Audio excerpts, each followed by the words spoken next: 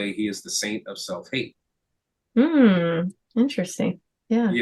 Yeah. It's a when thinking of immortal characters, um, it was basically the whole idea was that Red Clay was a black slave catcher during the antebellum South. Mm. He was a free black man who would hunt other black people down Oh, that's and heavy. Yeah. ship them back to the plantations. After the Civil War and during Reconstruction, other slaveholders, white slaveholders, got a hold of him Mm. and cut off his face and strung him up and killed him and buried him in a shallow grave of red clay. So when he goes to the underworld, the ancestors, seeing that how he betrayed his people, they're Mhm. like, "You're denied paradise." Yeah. So he walks the earth, you know what I mean, with no face, with a kerchief hiding his face, and when he kills people, he cuts off their faces and he attaches them onto his face. Oh my gosh. Sense Wow, of that's identity, and, yeah. and he's got two demonic bloodhounds that follow him. So if you hear the sounds of the bloodhounds, that means that Red Clay is after you. Ooh. Yeah. So you're gonna read something to us Yes. from this. Yeah. And do you wanna lead up to it or would you like to just jump on in? I think I gave you a good lead in. That is okay. It was sounding like I'm like, I wonder if this is what he's gonna read. Why, yes, it is. Okay.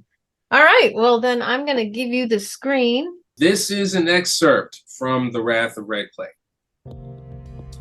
A half hour later, Mike's body has been cut down from the light post, and a white sheet has been placed over his corpse. The police were quick to arrive at the crime scene, or so it seemed to you, as time currently has no meaning. What you witnessed was so horrific, your brain went into a psychedelic state, protecting you with a surreal cloud of absurdity. The flashing red and blue lights of squad cars, the bustling of uniforms, the barking of orders, and the growling murmurs of the gathering crowd waiting for a peek of the grisly scene create a cacophony of sights and sounds that swirl together like the colors of a lava lamp. You can still hear the howls of agony as the tattered giant flayed Mike's visage, carving flesh from muscle and bone like it was carving a turkey for a Thanksgiving feast. You can still smell the sickly copper aroma of Mike's blood, mixing with the piss of fear that ran down Mike's leg, adding to the overall redolence of the refuse provided by the back alley surroundings. Voices are meaningless echoes in the background while your mind replays Mike's murder like a scratched record skipping in vivid and visceral detail. The sonic static reduces the shrill tones of the angry shake dancer's voice. However, another voice starts to pierce your protective mental veil. What we got? The lead detective is a white guy, about 5'7" with a slight build. He's wearing a brown polyester suit jacket and pants over a wide-collared green shirt with white stripes. His matching brown Applejack hat covers his loosely curled blonde hair. He's a scruffy-looking cat with his beard slightly past the stubble's phase. He looks like the kind of dude that would hang out in the same places Mike took you to earlier in the day, including this dump. Looks like the faceless killer is expanding his horizons, a patrolman says as the detective approaches Mike's body. Guess carving up the brothers didn't offer the same kind of kicks anymore. Looks like he wanted a breast and a wing instead of legs and thighs, if you catch my meaning. The detective is unamused by the patrolman's poor attempt at racial food humor. Do we have an ID on the victim? Not yet, the patrolman responds. Judging by the suit and the shoes, he looks like one of Savio's guys. Looks like the paisan paid the price for eating chitlins and fatback when he should have stuck to pasta. The detective lifts the sheet over Mike's corpse for identification. He fights the urge to retch as he realizes who's under the sheet. It looks like you and the detective have someone in common. You're off the mark, officer. Faceless killer still likes dark meat. This one just didn't roast in the oven long enough is all. In your haze of going through the 5 stages, it strikes you odd that the detective would know of Mike's racial heritage without looking at his face. Even if Mike still had his face, his features were fair enough for him to pass as white. After all, that is what he was doing for the job he claimed to have before. Damn it, Lightbright, the detective says with a low voice. You should have waited, man. There he is, Szymanski. There's the chump that came in with him. He know everything that happened. Arrest his ass! It's obvious that the stripper you knocked past earlier hasn't forgiven the offense. Seeing a dead body with its face removed wasn't enough of a shock for her to forget that you messed with her livelihood. She's determined to get satisfaction one way or another. Sending you to jail is the path to happiness she decided upon. Wait a minute, Szymanski? That was the name of the detective in McGinnis's book.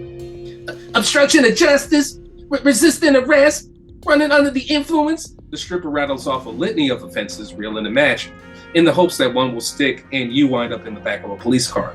Lynette, please, Szymanski responds to the stripper. Just back off a little and let me do my job. Pain and suffering, assaulted an artiste at their place of business. The stripper, now known as Lynette, continues. Listen here, Jack. If you ever want this thick chocolate to shake for your bony saltine ass again, you better arrest that sucker post-haste. Out here looking like a malnourished Michael McDonald. 20 minutes later, you find yourself in the police station while you wait at the front desk to be called into the interrogation room. The night clerk is listening to the local news on his portable radio. Mike's death has already made the news. City Council candidate Grover Jenkins is calling the murder a gross travesty of justice and how crime is growing out of control in the city. He sounds like a dime store preacher as he criticizes the Detroit Police Department for their lack of ability in finding the faceless killer. Jenkins uses the location of Mike's murder and Mike's passing for a white man as fuel to frighten the populace, specifically those who live in the suburbs just beyond the city's immediate limits. Jenkins promises that, if elected, he will find the faceless killer and bring them to justice, clean up the Cass corridor, and make Detroit so safe that those who are part of the white flight to the suburbs will want to return to the Motor City. In other words, the usual politician bullshit. Before you can continue, the police call your name and escort you to the interrogation room. First cop who comes in to interrogate you is all fire and brimstone. He gets in your face shouting, threatening you with jail time if you don't tell him everything you know. His breath reeks of stale cigarettes and lousy police station coffee. That alone would be torture enough to get the hardest criminal to confess. But, as your story hasn't changed since you arrived, you are subjected to this form of chemical warfare for the next hour. Dragon breath was unsuccessful in getting you to crack. So, the cops have now decided to use honey where vinegar failed. Detective Szymanski enters the room, giving you the ability to breathe somewhat fresh air again. Szymanski carries a cup of that god-awful police station coffee and offers it to you. You politely decline as you have witnessed firsthand what that swill can do to a person's gastronomical operations and are determined never to let anyone suffer what you have recently endured. Sorry you had to go through that, the detective begins. You know how it is. Gotta follow every lead, interview every witness, police shit. You know what I mean. He grabs the seat across the table separating the two of you. Szymanski leans in closer as if he's about to share a secret. Listen, this is off the record. I checked you out and you came up clean as a whistle. I know you didn't have anything to do with Lightbright's death. You mean Mike? Or Mickey Fontaine, you ask? What the hell was Mike wrapped up in? Szymanski lets out a long sigh, takes off his hat, and rubs his hand through his shaggy mop of hair. Mike was working with me and an independent associate for a while. He was that guy. Small-time hustler, low-level worker, you know what I'm talking about. He had his ear to the street, he knew the rhythm, the melody, and he knew the players, you dig? Because of, the whole 5 creams, 4 sugars thing, he could make moves that neither me or my associate